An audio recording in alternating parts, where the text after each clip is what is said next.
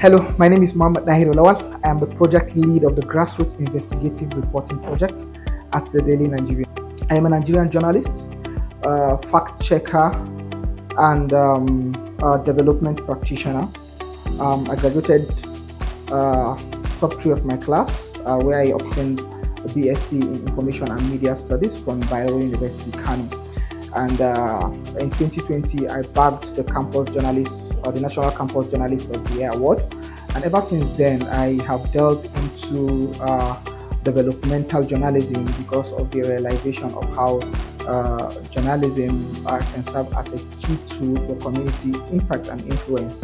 And I've since then gone to win a lot of awards and accolades. With the trajectory of my career, I've seen how journalism can serve in the area of community development, organizational development, and even personal development. And I've had a tremendous experience in these areas in the past few years. And based on that, I can humbly say I'm a well-rounded media practitioner. I will look at it from various perspectives and various dynamics that have come into play, because when you talk about prominence, I think our organization is one of the leading well-known media organizations that is widely accepted in the northern part of Nigeria, that has been very much involved in terms of breaking news and hardcore investigative journalism.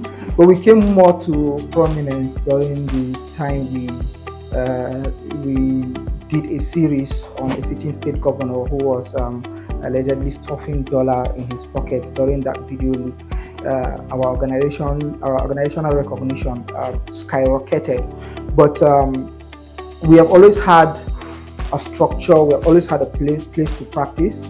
But with the coming of the C Media project, or even before the coming of the C Media project, we have always looked at possibilities of expanding. And that was where I came in as a person, because we now began to look and see that, okay, the founder of the Daily Nigerian, Jafar, is well recognized in terms of his investigative exposes and what have you.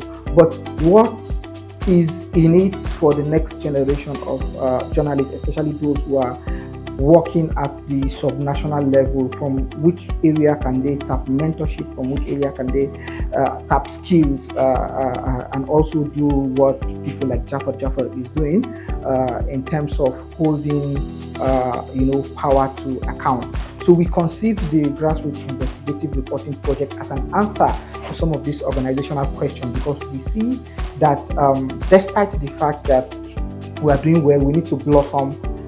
We need to blossom more, and by blossoming more, it means mentorship, it means empowerment, it means also expanding our network, it also means partnership and collaboration, and a whole lot of deliberate and intentional efforts. So we now came up with the Grassroots Investigative Reporting Project, and luckily we were enlisted to participate or to be a partner for the collaborative media project of the Wole Soyinka Center for Investigative Journalism, which was supported by the MacArthur Foundation. So it was an opportunity for us to sell our idea, and it was immediately accepted.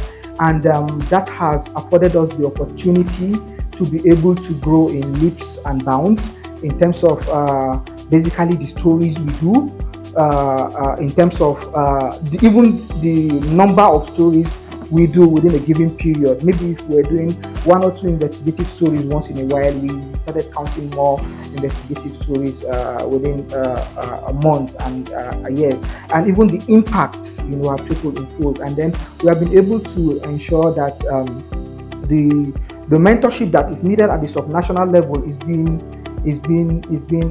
embedded in the heart and minds of those reporters who are at the grassroots level, to be able to understand that they are the torch bearers of democracy in their community, and democracy equals to accountability, and accountability equals to dividends of democracy for peoples of the community. And as a result of that, we're able to upskill about 150 journalists thereabout in Kano, in Gombe, and in Niger State. And we were able to now select the best of the best and attach them to mentors who mentored them through quite a lot of groundbreaking investigative reports. So as a result of that, we were able to have an expanded coverage of our activities. That is that in terms of organizational coverage. But also in terms of organizational structure, the C media has also helped us to understand that we also need to be intentional, and we also need to be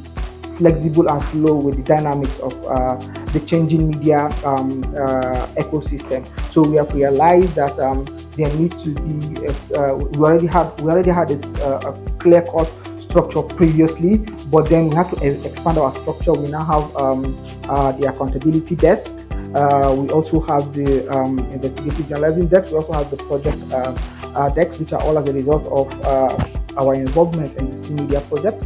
And also going forward, we have also expanded our tentacles, because we're able to now open a standard studio in Kano State, where we have been able to also bring in fresh and creative minds to also join the deck, because we have seen that text-based journalism is beginning to become out-fashioned, and there's also the need to explore other creative ways of audience engagement. So we have a standard studio now in Kano, where we have also onboarded some reporters, and then we are also working on a strategic way whereby we can come up with innovative ideas for audience engagement in terms of journalistic output. So these and a whole lot of more impact and change has really come into our organization, and also in terms of being diversity, equity, and inclusion. So with the C Media project coming on board, we're able to expand and do a whole lot of greater things. It's as if it launched us into this bigger space, to explore some of the potentials that we have as an organization. We're able to establish a standard desk in terms of project management, in terms of accountability, in terms of funding, and also project management. We're also able to train more journalists, and as a result of that, you can see that this skill pool of journalists that we have practicing accountability journalism have also expanded as a result of our intervention. So overall, and we're also able to open a new office in Kano, whereby we have a standard studio, well equipped, and we are now exploring new ways of audience engagement, because